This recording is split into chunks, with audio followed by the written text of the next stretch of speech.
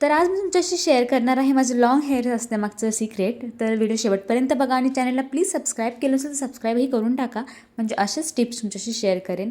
तर इथं मी पॅराशूटचं जे कोकोनट ऑइल असतं ते घेतलं आहे. त्यामध्ये हे रोजमेरीचे लीव्ज येतात सुकलेले, तर ते घातल्यात. त्यानंतर कढीपत्ता आणि मेथीदाणे.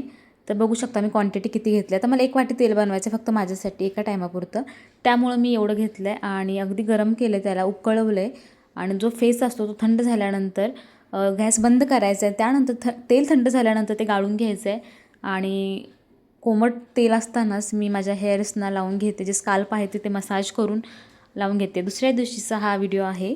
तर हेअर वॉश करून मी हेअर कट करून आली आहे, कारण खालतून थोडीशी फ्रीझी झाले होते केस, त्याने वाढही जास्त झाली होती, त्यामुळे थोडंसं कट केलं हेअर. सो असं तेल ना जास्त क्वांटिटीमध्ये बनवून आपण अगदी वर्षभर यूज करू शकतो एअरटाईट कंटेनरमध्ये ठेवून. सो व्हिडिओ कसा वाटला कमेंटमध्ये नक्की सांगा आणि चॅनललाही सबस्क्राईब नक्की करा.